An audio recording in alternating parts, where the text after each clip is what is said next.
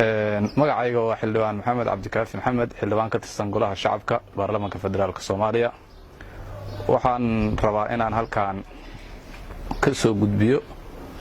arintii ka dhacday Dhuusamareeb dowlad goboleedka Galmudug waxaan rabaa inaan halkaan kaga hadlo xulistii baarlamaanka labaad ee Galmudug iyo sidii ay u dhacday in aan ka soo jeediyo wixii aan ka ogaa iyo intii aan ka maqlay waxa maalmahan ka socotay ilaa 2 asbuuc oo u dambeysay la soo dhaafay deegaanka Galmudug doorashada baarlamaankii labaad ee dowlad goboleedka Galmudug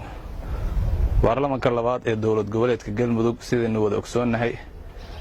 waxa gacanta ku hayay oo muddadii u dambeysay arintan ku dhex jiray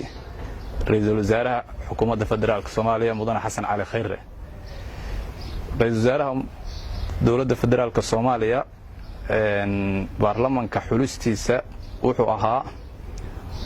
baarlamaanka kooban 89 xildhibaan 89 ka xildhibaanna waxa ku midoobay oo ay ka koobnaayeen dadka deegaanada Galmudug qaybaheeda kala duwan waxa dhacday baarlamaankii la soo xuleeyay in abid cadaalad darradii ugu darnayd uu ka sameeyo ra'iisul wasaaraha xukuumadda federaalka Soomaaliya in uu ku sameeyo soo xulistii xildhibaanada baarlamaanka labaad ee Galmudug waxa ka dhacday oo aan goobjoog u ahayn muddana aan ka hadlaynay oo ra'iisul wasaaraha kala hadlaynay in uu sida wax ku wado uu wax ka daayo waxa jirta deegaankan dowlad goboleedka Galmudug waxa degan beelo badan beelahaas waxa kamid ah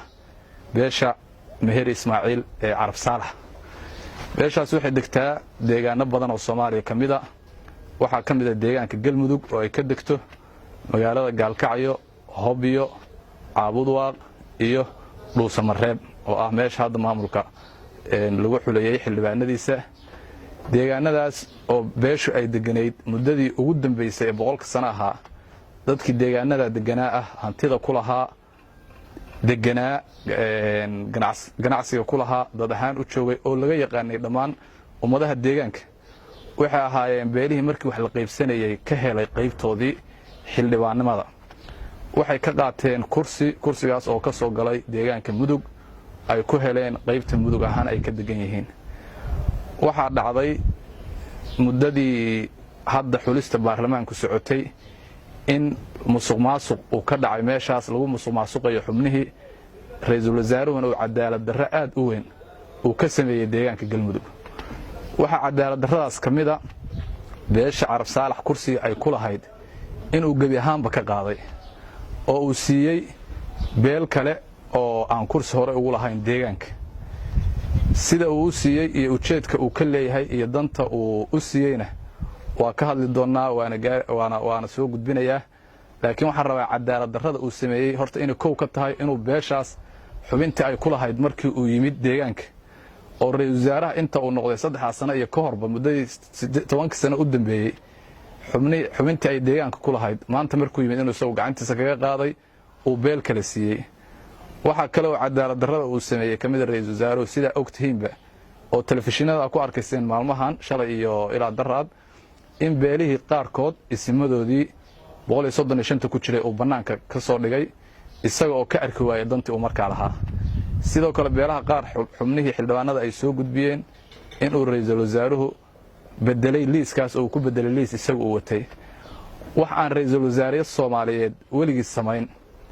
oo dowlad goboleed uu ka sameyn ayuu Xasan Cali Khayre ku kacay waana u nasiib darro waana wax aan laga filayn loogana joogin maanta inuu sameeyo ra'iisul wasaarayaashu dalka waa joogi jireen waana la soo shaqeyn jiray 30 sano u dambeysay ra'iisul wasaarayaal baa soo shaqeynayay ra'iisul wasaarihii ugu dambeeyay wuxuu ahaa Galmudug ra'iisul wasaarihii dhisay waqtigeedii kale teeramkii ka horeeyay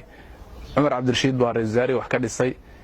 wuxuu ka shaqeynayay in uu dadka deegaankana mideeyo wax ay ku mideysan yihiinna uu ka shaqeeyo laakiin nasiib darro ra'iisul wasaare Xasan Cali Khayre teeramkiisa wuxuu ku soo beegmay in uu dadka deegaanka deganaa oo ku midoobay kuraasta Galmudug in uu beelana ka qaado kuraastii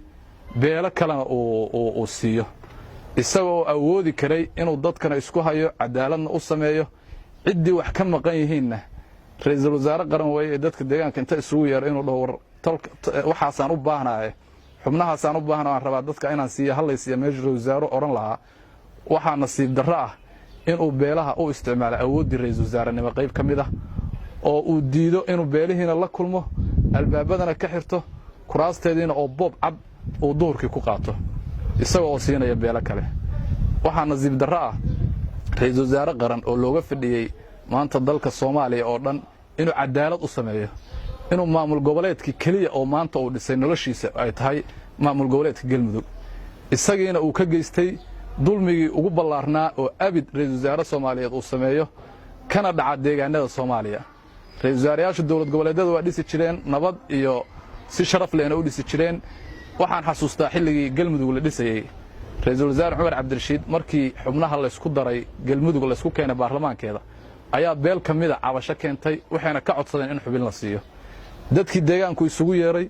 dadkii deegaanka markuu isugu yeerayna wuxuu ka codsaday hal xubin in la siiyo halkii xubin baa loogu dara maanta beeshaas xubinteedii waa haysataa iyadoo xildhibaanada kale oo beelaha kale iyo dadkii deegaanku ay wada garteen ra-iisul wasaare xasan cali khayr maanta meeshii la rabay inuu ciddii wax tabanaysa dadka deegaanku intuu isugu yeero oo dhow tabashadaasaa jirtay see ku xallinaa inuu beel uu tabaryari iyo awood yari uu bido oo xubnaheediina awood inta kaga qaato wax isagoo aan dalka xil ka hayn ay lahaayeen oo xaq ay lahaayeen xuquuqda ay lahaayeen intuu ka qaado inuu beel kala siiyo waxaan leenahay waa nasiib darro aad u weyn waa waxse isaga ka soo horkalaabanaysa waxaan marka leenahay ra-iisul wasaaruhu waa ku fashilmay maamul samaynta Galmudug cadaalad darrana wuu ka geystay intii tabartiisa ahayd waxaanse rajaynaynaa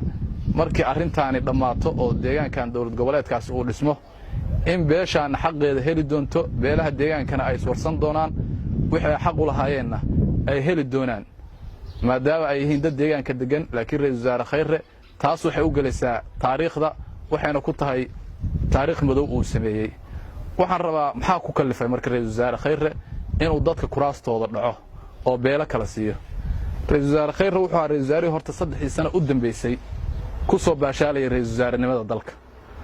oo muddadii 30 sano ah ra-iisul wasaaraha kaliya oo 3 sano jooga buu ra-iisul wasaare Khayre ahaa 3 sano oo shaqaynayay baarlamaankana kula shaqaynayay dawladana lagula shaqaynayay inuu dalkan talaabo iyo horumar uu gaarsiiyo oo uu la shaqeeyo isaga madaxweynihiisu wuxuu ra-iisul wasaare Khayre iska fiiriyay muraayadaasoo ah muraayadaha dadku garka ku xirtaan waxa yaqaanaa dadka odayaasha ay garka xirtee muraayadaha weynaysooyinka oo garka marka lagu fiiriyo xaada yararka iyo timaha garka ku taala ay noqonayaan wax waaweyn ra-iisul wasaare Khayre muraayadaas isku fiiriyay muraayadaas wuxuu ka dhaxarkay 2021 inuu madaxweyne dalka ka noqon karo taasa marka waxay ku kaliftay inuu dhaho si aad madaxweyne u noqotay 2021 see ku heli kartaa madaxweynenimo maadaama la yiri sharciga doorashooyinku hadda la ansixiyay baarlamaanka madaxweynaha waxa soo dooranaya baarlamaanka labada aqal ee Jamhuuriyadda Federaalka wuxuu ku fakiray inuu baarlamaanku soo doorto si uu baarlamaanka u helana beelaha iyo deegaanada ugu xildhibaanada badan oo ay ka mid yihiin deegaanka Koonfur Galbeed oo hadda xubintan uu dhacay uu siiyay